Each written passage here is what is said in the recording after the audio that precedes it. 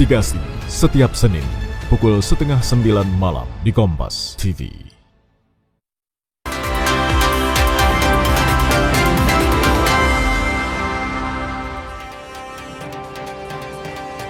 Saya Tifal Solesa melanjutkan Kompas Petang, Saudara. Tersangka dugaan fitnah ijazah palsu Jokowi, Roy Suryo, siang tadi melaporkan 7 pendukung Jokowi atas dugaan pencemaran nama baik.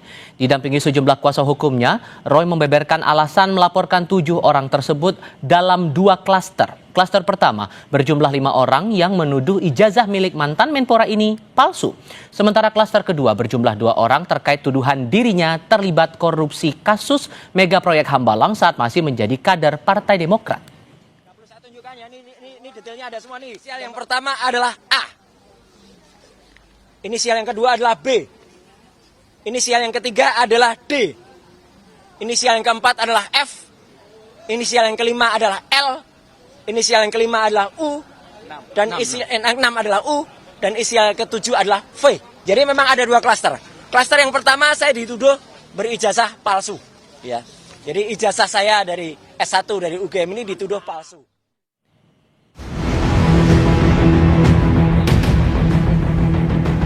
Saya memang hubungannya tidak buruk. Saya hubungannya tetap baik.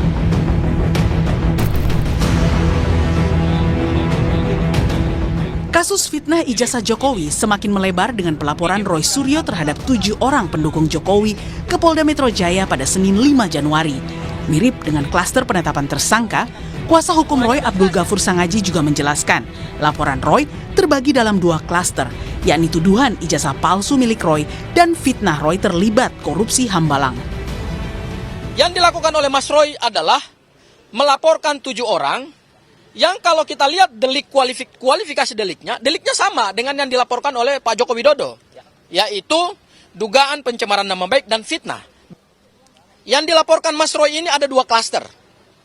Klaster pertama adalah klaster di mana ada 5 terlapor yang diduga kuat telah melakukan pencemaran nama baik terkait dengan tuduhan dan fitnah bahwa ijazah Mas Roy adalah ijazah palsu. Seakan bersamaan, Partai Demokrat akhirnya melaporkan 4 akun media sosial yang menuduh SBY terlibat isu ijazah Jokowi ke Polda Metro Jaya Senin lalu. Laporan dilayangkan lewat Kepala Badan Hukum dan Pengamanan Partai Demokrat Muhajir atas dugaan tindak pidana penyebaran berita bohong.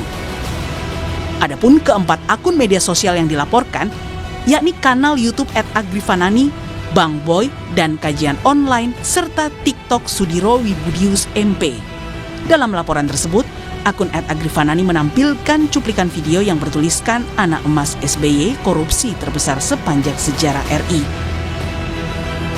Isu adanya Demokrat di balik aksi Roy CS mengulik ijazah Jokowi disebabkan Roy Suryo tercatat pernah menjadi wakil ketua umum partai pimpinan SBY itu.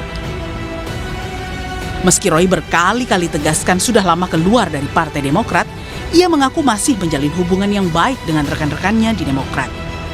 Saya kader terbaik dari partai itu tahun 2016. Dan setelah itu saya justru 4 tahun berikutnya saya izin kepada ketua umum waktu itu untuk mengundurkan diri karena saya mau sekolah. Saya memang hubungannya tidak buruk. Saya hubungannya tetap baik. Dan justru karena hubungan baik itu, maka ketika saya dituduh kemudian melakukan korupsi di Hambalang, alhamdulillah justru nanti akan ada saksi yang sangat prinsipal yang mengetahui persis ketika kasus Hambalang itu beliau berada di KPK. Ayo maju, maju, ayo maju, maju, ayo maju. Sejak ditetapkan sebagai tersangka kasus ijazah Jokowi yang menyeret Roy CS, hingga kini belum juga dilimpahkan ke kejaksaan. Terakhir, Polda Metro Jaya menantang Roy CS untuk pra-peradilan jika masih keberatan soal bukti pendukung di balik penetapannya sebagai tersangka. Tim Liputan, Kompas TV. Tidak terima dituduh terlibat korupsi Hambalang dan miliki ijazah palsu, Roy Suryo melaporkan 7 pendukung Jokowi ke Mapolda Metro Jaya. Sementara Partai Demokrat juga melaporkan 4 akun yang menuju Susilo Bambang Yudhoyono ada di balik isu ijazah. Pertanyaannya, benarkah 2 laporan ini hanya kebetulan?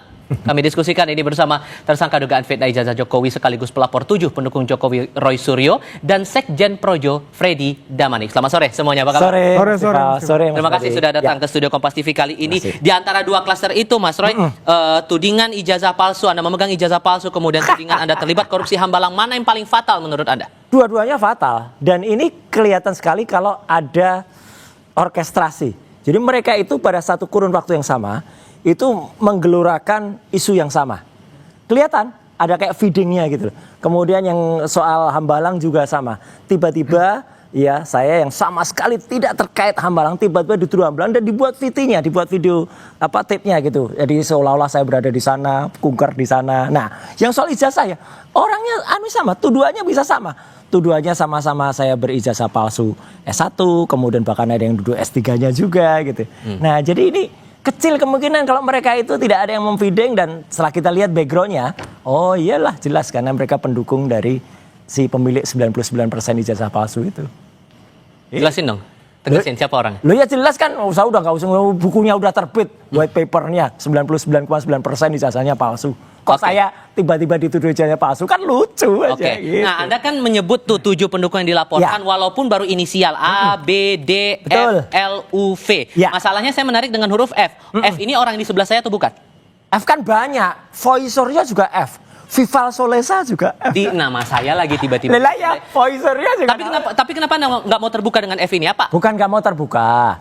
Itu masih lebih baik saya menyebutkan, nggak tiba-tiba saya bilang kalau di awal saya hanya melaporkan peristiwa. Padahal ternyata dia melaporkan nama. Siapa yang klaster tudingan ijazah, siapa yang klaster tuduhan korupsi? Yang tuduhan korupsi itu ada 2, U dan B.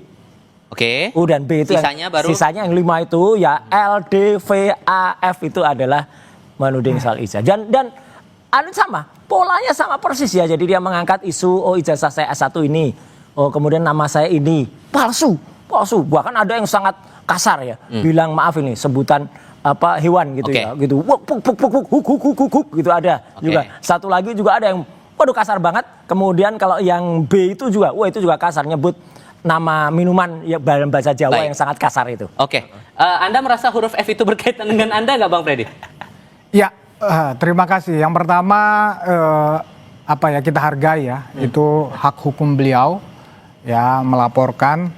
Tetapi sebaiknya memang supaya lebih jelas, seperti yang Mensreya tadi berani sebutkan ini kontennya, ini yang saya laporkan kan begitu, agar ini yang para tertuduh juga yang dilaporkan ini seperti tadi, apakah itu nama saya juga jangan-jangan saya juga ini, tapi menurut saya sih bukan saya. Kenapa? Karena dari 2 hal klaster itu seingat saya tidak ada, dan saya adalah walaupun aktif saya dalam membela dan berseteru dengan Mas Roy ini, tetapi saya nyaris tidak pernah menyerang pribadi.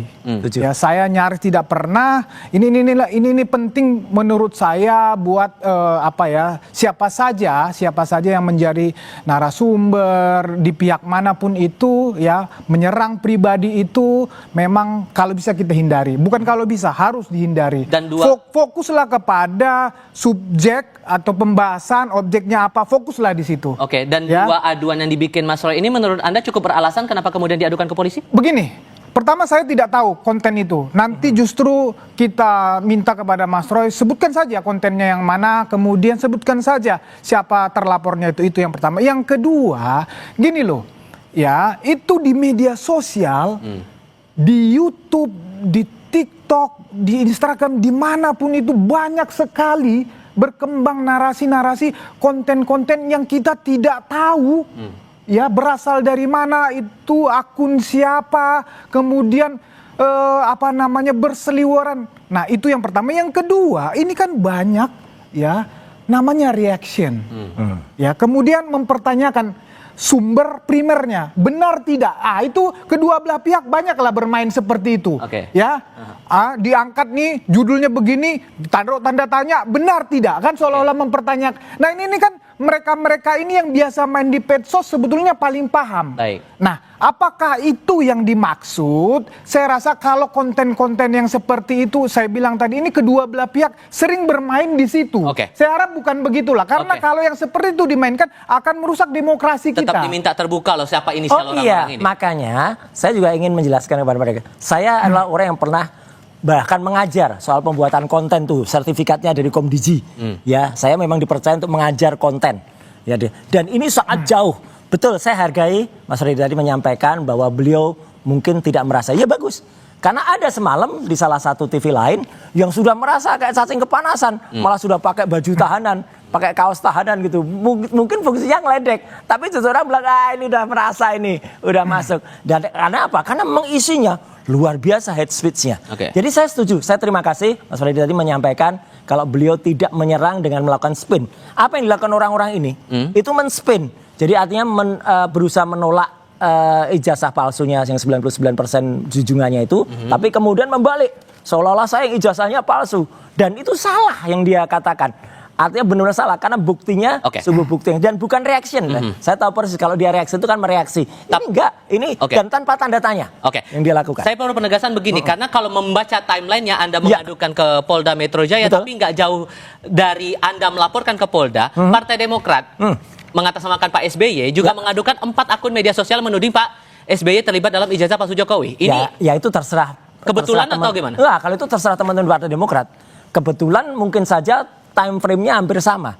Tapi kan isunya beda yang diadukan oleh teman-teman di Partai Demokrat. Saya juga tidak tahu ya siapa yang melakukan disebutkan 4 itu. Kalaupun ada kesamaannya mungkin saja ada yang sama. Ya, tetapi kalau ada yang sama berarti memang orang itu ada 2 yang sama itu bermasalah orangnya. Tapi kemudian di circle Anda kan juga ada yang membantu seperti Pak Denny Indrayana, Pak Amir Samsudin yang juga pernah punya catatan di Partai Demokrat. Anda pernah punya catatan tidak hanya di kader Partai Demokrat. Karena apa teman-teman lain kayak Deddy Sitorus ya, kemudian teman Pak Ahmad Yani itu dari partai-partai kan juga membantu. Jangan hanya dilihat Partai Demokratnya. Enggak lah, saya juga sudah lama, udah 6 tahun Mas, saya itu pamit baik-baik dari Partai Demokrat dan memang sudah tidak ada hubungan struktural lagi antara Partai Demokratnya. Tapi kalau hubungan pribadi, saya nggak mengelak. Loh, memang orang tuh hubungan pribadinya harus tetap bagus. Tapi sekali lagi, saya tetap mendukung juga apa yang dilakukan oleh Partai Demokrat. Tapi saya ini hanya menjalankan ya hak dan kewajiban pribadi saya ya selaku orang yang kemudian melihat tahun baru ada kitab undang-undang hukum pidana yang baru. Nah, ini yang kita lakukan.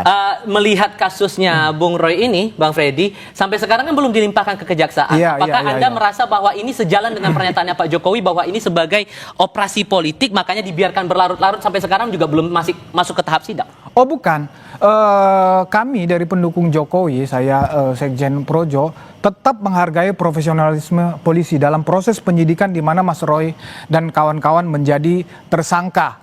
Ya, kami melihat ya ini mungkin dalam proses pemberkasan, walaupun sedang diajukan ahli saksi yang meringankan, kami melihat ini memang ini banyak sekali, kan udah disebutkan saksinya, buktinya ini banyak sekali, sehingga proses kalau nggak salah ini rangkap berapa ya? Saya waktu diperiksa tanda tangannya itu banyak sekali sampai lupa saya. Ya, jadi ini memang pemberkasannya ini banyak sekali dan membutuhkan waktu. Kalau dibilang ini operasi politik, makanya dibiarkan berlarut-larut? Di Polda Metro Jaya saya tidak percaya diintervensi oleh apapun. Saya percaya itu dalam proses penyidikan ini.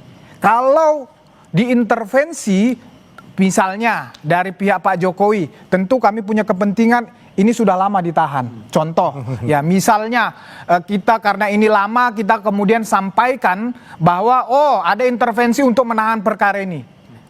Saya pribadi tidak percaya itu. Yang saya lihat memang ini proses profesionalisme, memang sedang proses pemberkasan. Dan Anda yakin bahwa ini akan langsung dilimpahkan ke kejaksaan? Saya percaya, saya yakin pada saatnya ini akan disidangkan, dilimpahkan dan disidangkan, dan Mas Roy dan kawan-kawan akan masuk penjara. Singkatnya, jadi Anda siap apa menghadapi nanti? Oh siap, dan inilah kita bisa menguji equality before the law atau tidak. Ketika Jokowi mengadukan kami pada tanggal 30 April waktu itu dan langsung terbit ya SPDB-nya langsung kemudian terbit penyelidikannya langsung terbit, langsung di BAP.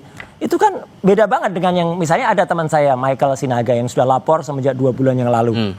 Baru kemarin di BAP. Saya baru terbit LP-nya.